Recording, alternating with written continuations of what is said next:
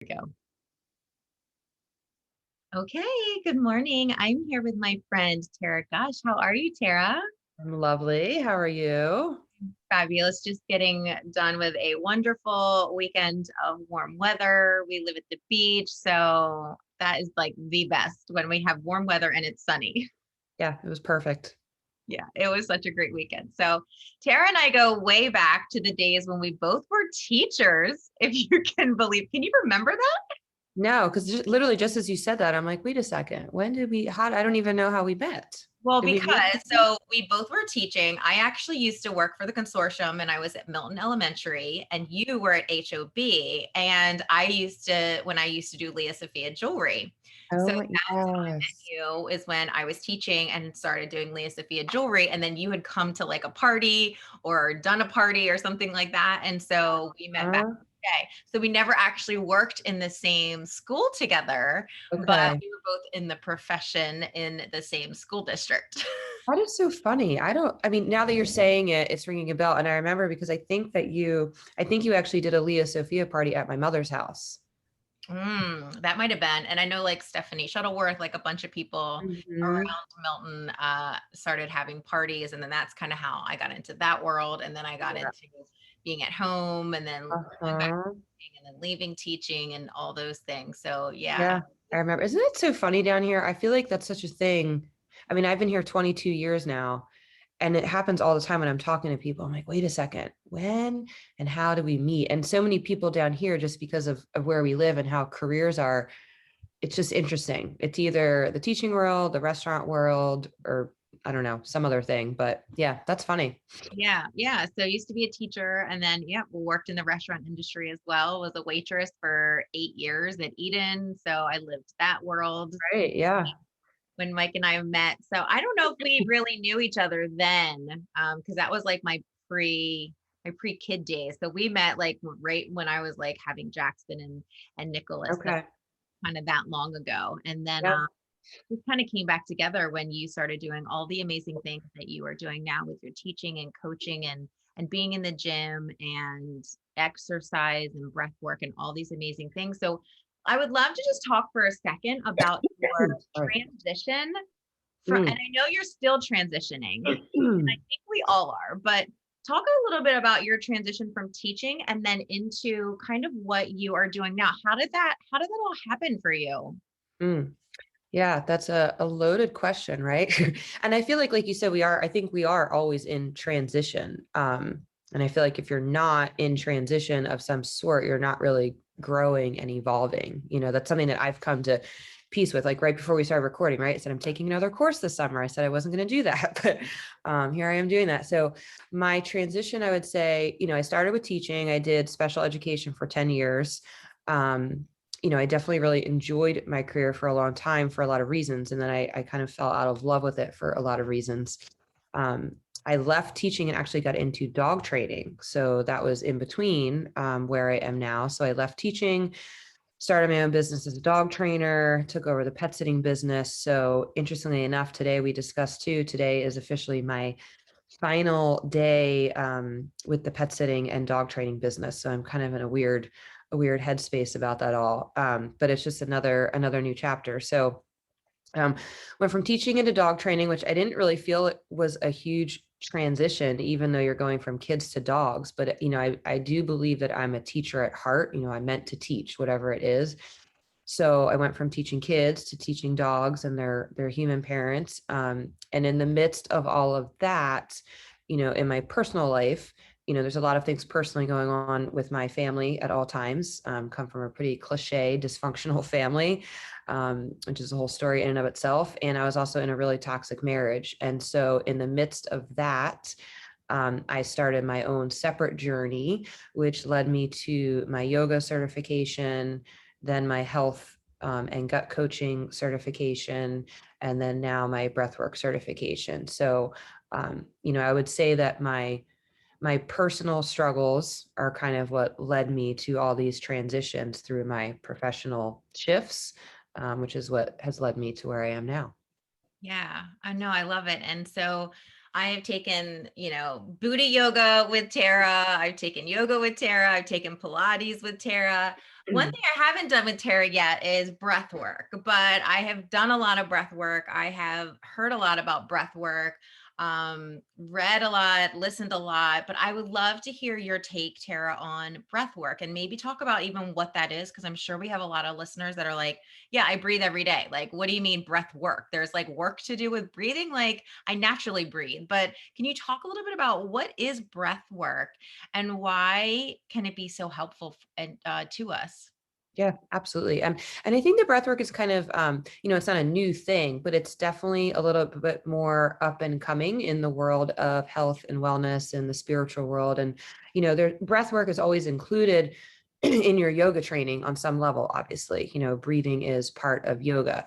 But breath work in and of itself as its kind of own modality, and there's different types of breath work. So interestingly, I went to a friend's staff meeting the other day.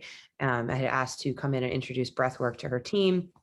And it was interesting because it was a bunch of construction guys. So I walked into this room of like 12 construction dudes after they had had a long day out on the job. And I had 15 minutes to, introduce breath work and do a little bit for them. But I asked them if anyone was familiar with it. And one gentleman raised his hand and said that he had done breath work and he had a completely different experience. So he had had open heart surgery several years ago. And part of his um, process to prep for surgery was to do specific breath work where he was breathing into a tube actually. And the goal of that was more physical for him to build more lung capacity, but it was referred to as breath work. And so I think sometimes when people think of breath work, they have this vision of one, either they just don't know what it is, or two, it seems like some really woo-woo thing where you have to be, sitting around burning your sage and doing all the things. And part of my goal is to be able to bring breathwork to the everyday human being and show that breathwork is accessible to everybody.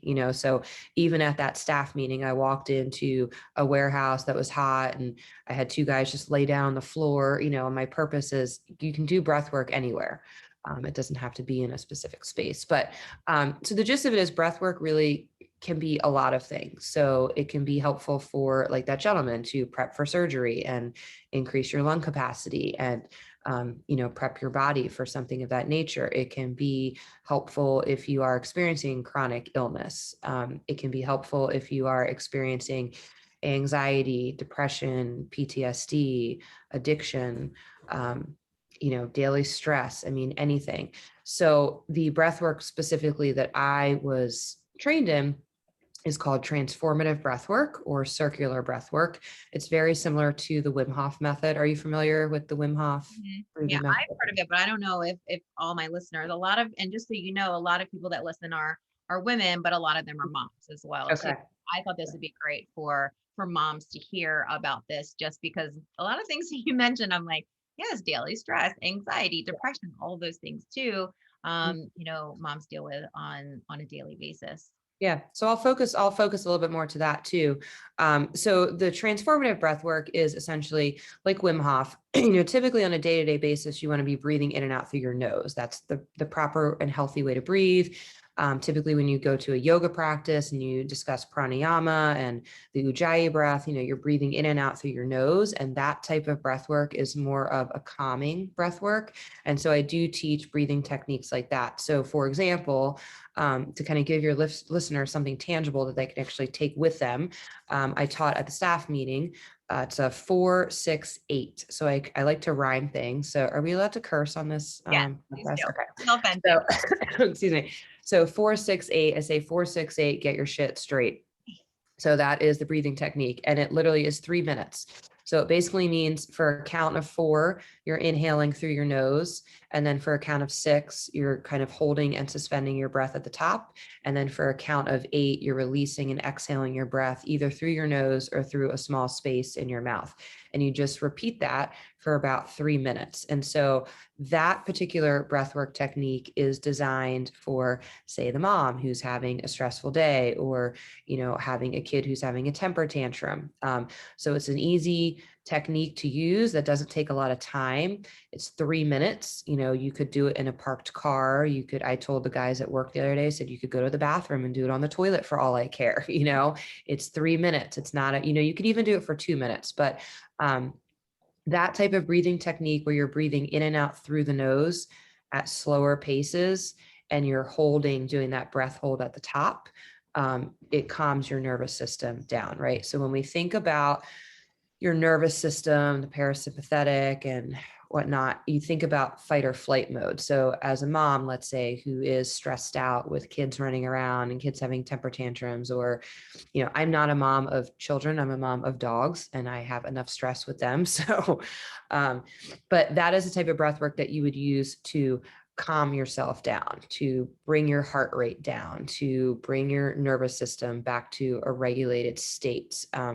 One of the things I brought up at the meeting the other day too is, when you are starting to incorporate breath work into your daily routine, a huge piece of it is self-awareness, right? So being really self-aware of when and how you are reacting to a situation as opposed to responding to a situation. So let's say you're in a moment where the kids are wild and one of them's throwing a tantrum and the other one wants dinner, and you're running late for sports or whatever it is, kind of being able to take a step back and say, okay, what's happening in my body? Like, what are the physiological responses happening in my body? Is my heart rate changing? Am I breathing more quickly? Am I getting red in the face? Is my body temperature changing? Am I clenching my jaw and grinding my teeth? So all these things that your body does when it goes into fight or flight mode kind of automatically. And then being able to take a step back and say, okay, I'm going to sit down for 3 minutes while all this chaos is going on around me, do this quick little breathing technique, get my physiological state back to, an even keel state. And then I can respond to the situation rather than react to it. So that's one of the goals of one particular type of breath work, for more of calming. Um, the other type of breath work would be the transformative breath work, which is actually meant to do the exact opposite. So in transformative breath work, we breathe in and out through our mouth, which is not how you want to breathe every day. And the goal of that is actually to put your body into a state of fight or flight mode. So when you're breathing at a quicker rate in and out through your mouth, you're actually putting your body into that state of fight, flight, or freeze mode. And you actually start to create some of those physiological responses that you have when you're stressed out. So when I'm leading a breathwork session with a group of people, it's really fascinating because I can look around and see what everybody's bodies are doing. Some people actually start to physically shake, and it almost looks like they're having convulsions. Some people will cry because emotions will come up. Some people will experience, it's called tetany, where your hands actually kind of clench up like claws, and you can't move them. Some people will have temperature changes. So you'll see people put a blanket on because they might get really cold, or, the opposite. And so the goal of that breath work is to purposely put yourself and your body and your mind kind of in a really uncomfortable state, and then bring yourself down, so that long term, the goal of that is you put it's kind of, a lot of times people do this breath work with the ice bath, right? So the goal is you put yourself in this really uncomfortable place via breath work, so that you can train your body and your mind to deal with uncomfortable situations.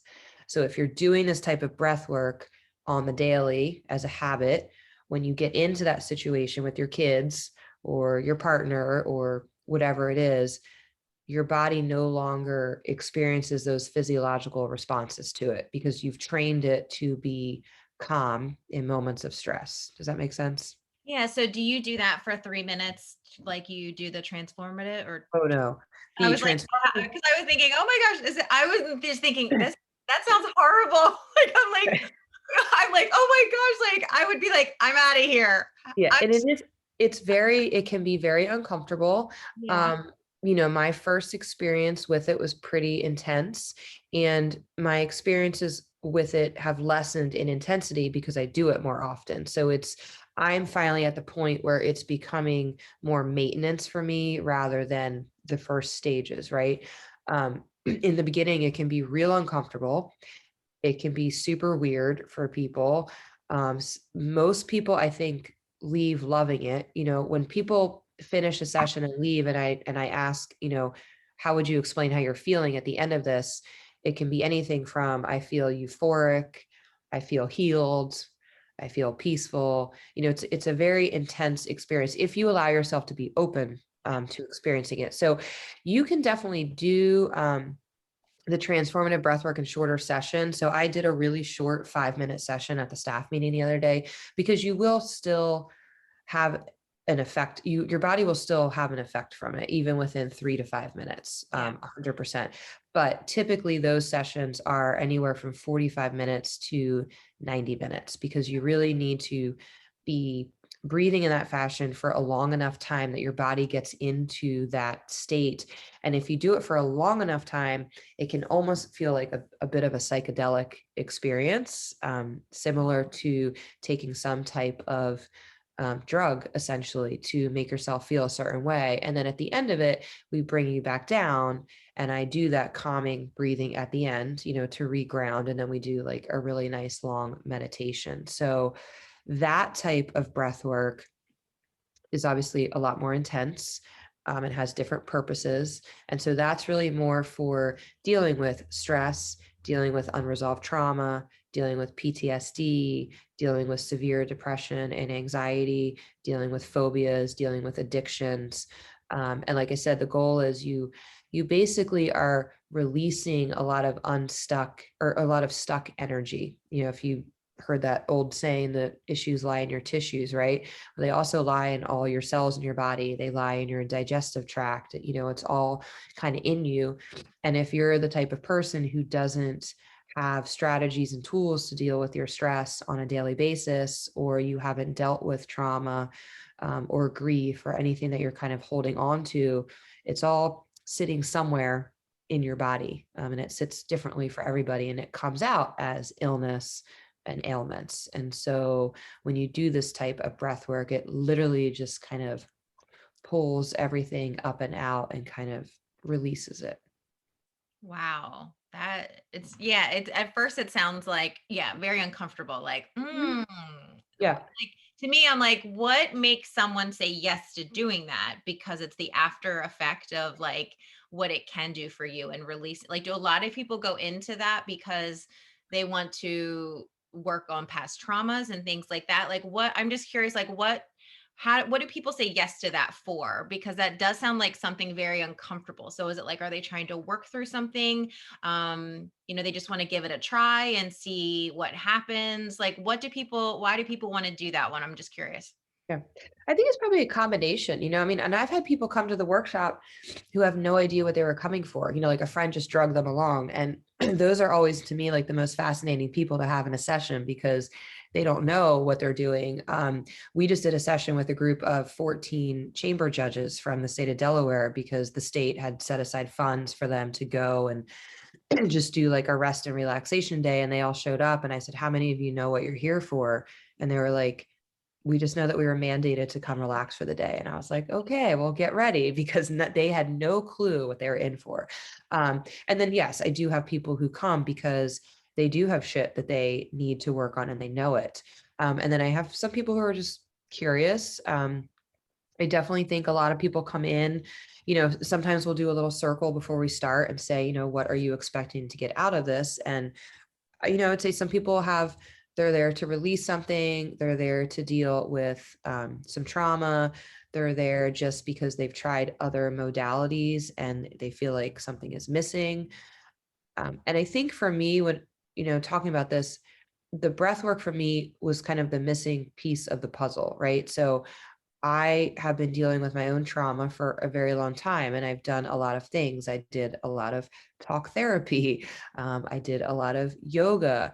I got into meditation. I've read every self-help and personal development book ever written. I've done journaling. I've done all of these things, and they were all lovely and wonderful, and definitely created a lot of impact, but there was always kind of something that was still missing, like this kind of like ledge I needed to get over. And the breath work, I feel, is the missing piece for a lot of people, because It's the way that you're really going to release stuff and get your nervous system regulated. So regulating your nervous system when we're talking about trauma and stress is huge. And I think that's a piece that a lot of people don't understand, don't acknowledge, and don't deal with, right? When you go to therapy, and there's a time and a place for therapy, I think everyone should see a therapist at some point in their life, right? But a lot of times you go to see a therapist and it's very um, talk oriented. So maybe you're just kind of rehashing old wounds, or you're kind of talking about, things that you're going to put into place and change, but you're not physically changing the energy and the physiological stuff going on in your body. So then when you go back out into the world, you haven't really developed a tool or shifted your body enough to be able to handle the stressful situations when they come again, if that makes sense. Yeah. And just taking it like just a interesting stance for like moms too. I mean, when you're going into labor, like you work on your breath. I Yeah. mean, it's so important, like your breathing and how you breathe and how to calm yourself or how to push and how to do these different things. So it starts there, Mhm. if you're kind of hearing about it, oh, okay, cool. Like depending on how I breathe and when I push and what do I need to do? And but then it kind of stops. Like there's no more kind of talk after, like how to regulate yourself, like after birth and being a mother and having this human that you're taking care of and doing everything for and regulating your own emotions. It's your body has physically changed after having a child, and emotionally, mentally, like everything in your body has changed, but there's no talk really about how to deal with it after.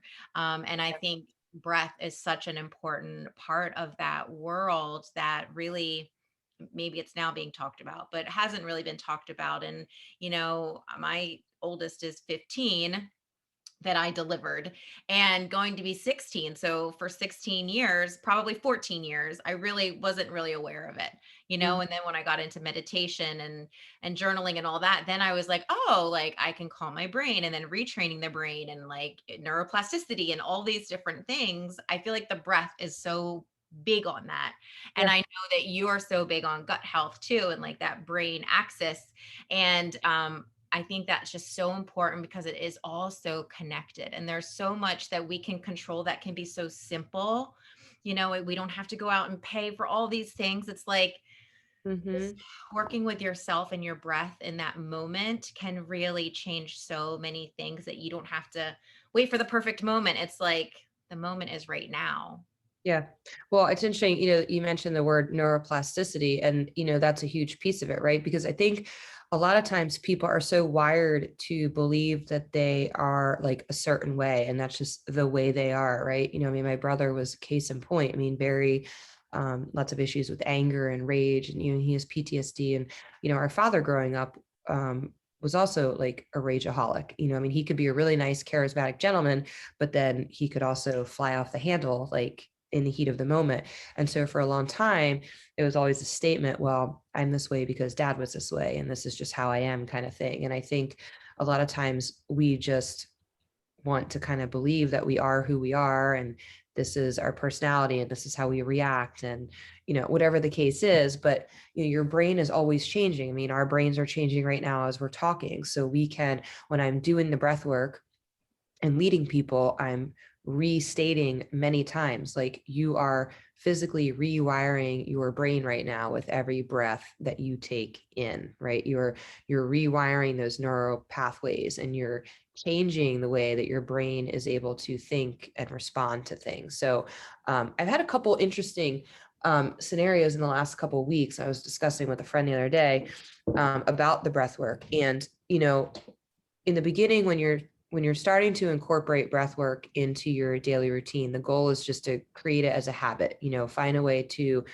practice your breath work daily, whether it's for 2 minutes or 15 minutes. So just creating that habit, right? And I know that you probably have a morning routine as well on some level, right? So you get up, you journal, meditate, do your breathing, have your coffee, whatever it is. So you get the breath work into your routine.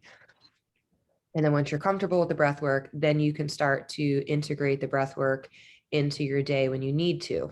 Kids having a temper tantrum, I'm going to let that go and go to the bathroom and do 3 minutes of breathing and come out. So you get to the place where you've practiced it enough that you can do it when you need it in a time of stress. And then really the ultimate goal is you get to a place where you're practicing that breath work on the daily just as maintenance, so that when that child has a temper tantrum, you no longer have to go to the bathroom and do your breath work, because you have trained your body to remain calm and non-reactive in that situation. And so I had a couple of situations that occurred for me personally in the last 2 weeks where I was like, whoa, I think I'm here. I had we had a situation with family that was pretty intense, and I had another situation with work that was also pretty intense, and both of them I was able to kind of consciously recognize that in the moment I was not having physiological responses like I would have in the past.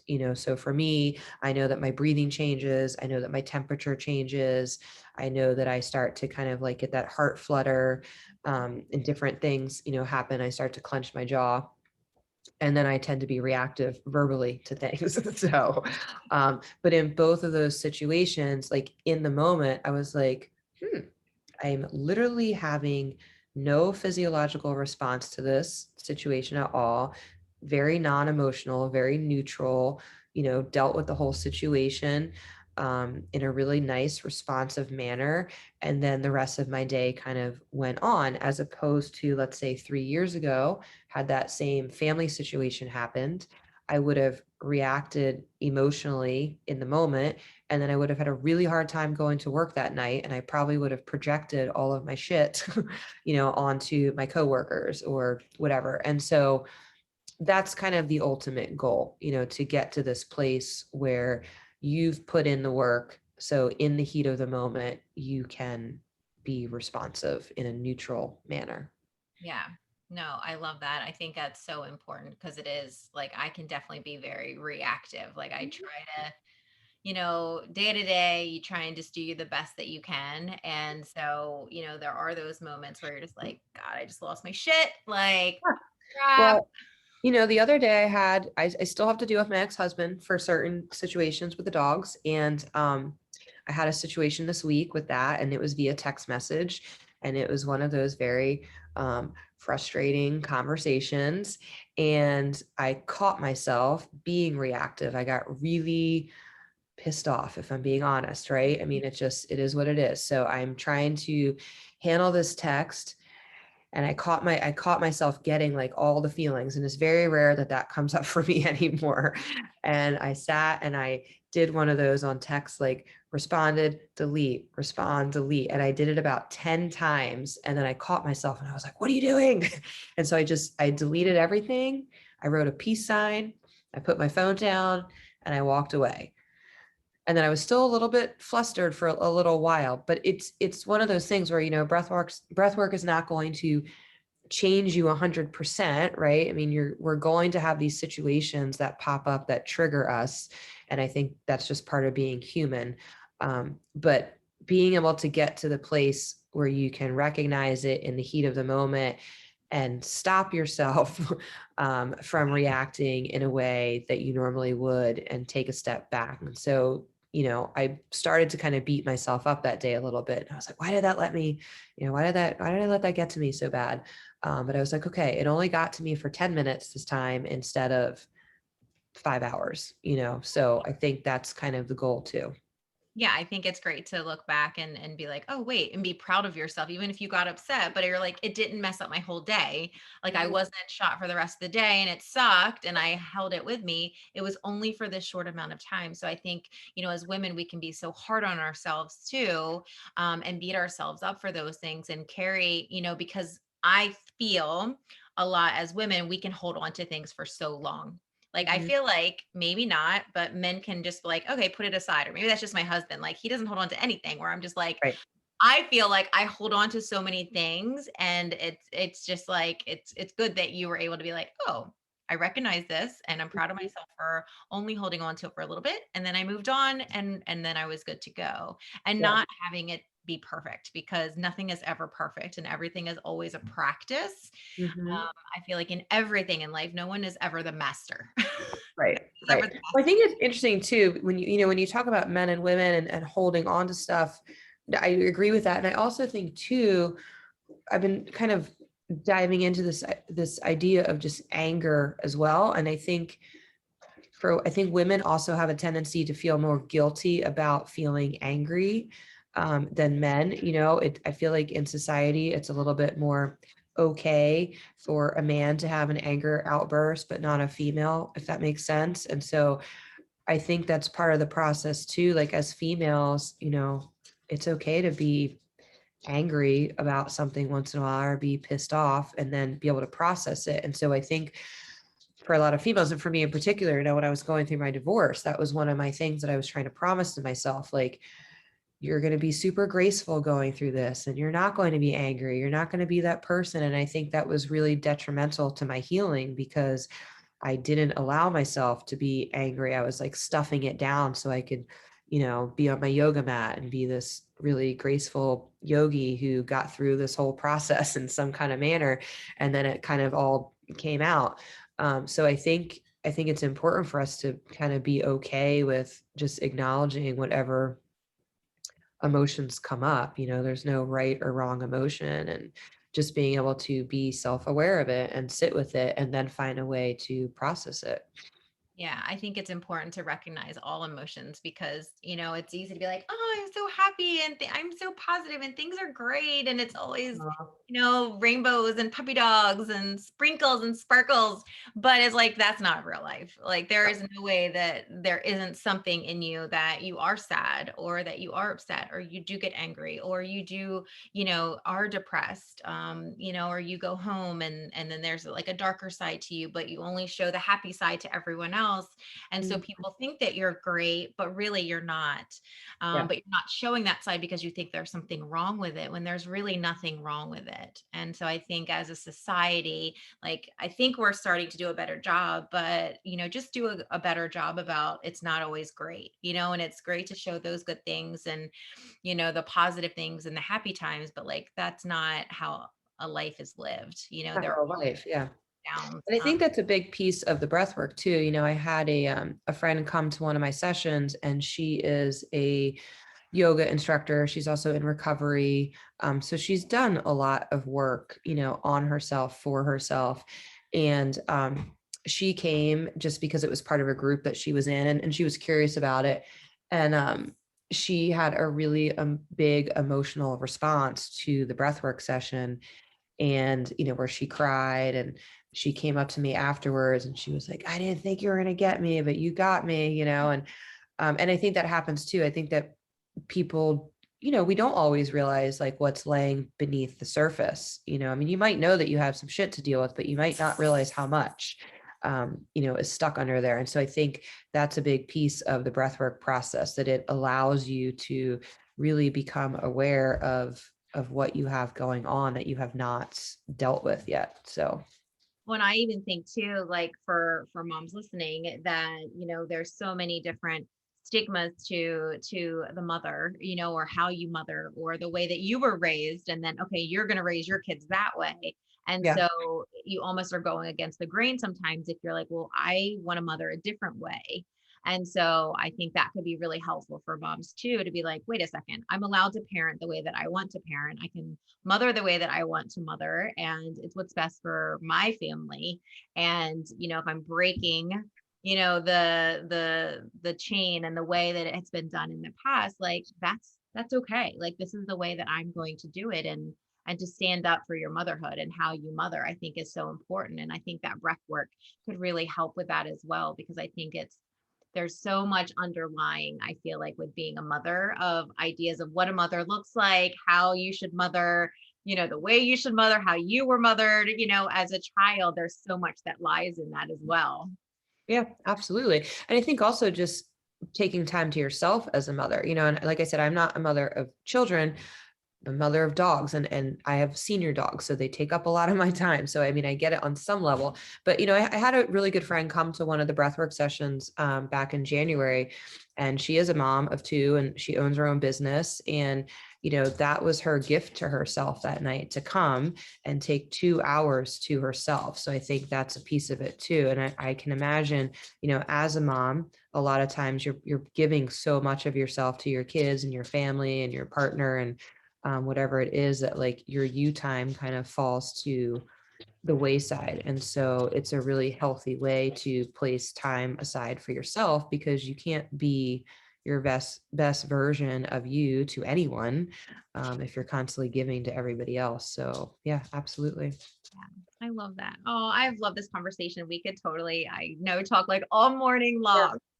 Is there anything that you've dropped so many nuggets, is there anything that you haven't shared maybe that is kind of on your heart, or you feel would be really great for the women and the moms that are listening today? Um, Anything? Yeah, I mean, just, kind of wrapping up what we just said, I think that it's really important to take care of yourself, before you can take care of anybody else, and I don't have kids, but I have struggled with, codependency for my own reasons with family stuff. And so I think when you are in a state where you are codependent or not taking care of yourself because you're giving so much to other people, you just really can't be your best version of yourself. So I think that making yourself a priority and finding whatever modality works for you. So whether it is breath work or not, and I teach other things, and I am really big on the whole connected piece, mind, body, soul, gut. So I don't just teach doing breath work. I teach doing breath work, but also adding movement, whether it's yoga or something else, walking, meditation, and then gut health, which we didn't really talk about, but that's a huge piece of the puzzle too. If you're not taking care of your gut with your diet and what you're feeding, your body physically and mentally. So all the things are interconnected. Yeah. No, I believe in that wholeheartedly. How can people find you? Because I know that they are going to want to find out more information about you, or workshops or things that you offer. So how can people find you? I'm all over. So I'm on Instagram and Facebook under Soul Vikality. So it's Vikality with a K, not a T. And so that, I don't even know if I've ever shared that, but Vikality came from the word vitality, which is energy, and then the goddess Kali, Kali, which is the goddess that kind of was like Phoenix rising from the ashes. So all about transformation. So kind of about transforming your energy. So on Instagram and Facebook under Soul Vikality, I do have my website up and running finally. So I am working on my first newsletter this month, and that is soulvitalitylifecoaching.com.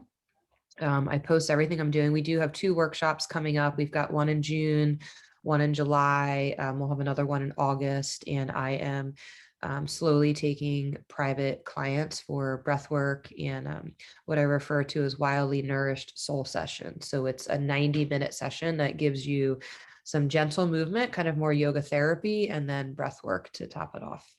Oh my gosh, awesome. And I will make sure I share all that in the notes too, so they can remember how to Yeah, spell it, we'll have to remember. Yeah. and not have to like search and then they can't find you. So I'll make sure I share that in the show notes, and everyone can click over to you. And then my last question for you, Tara, is we as women do not celebrate ourselves enough.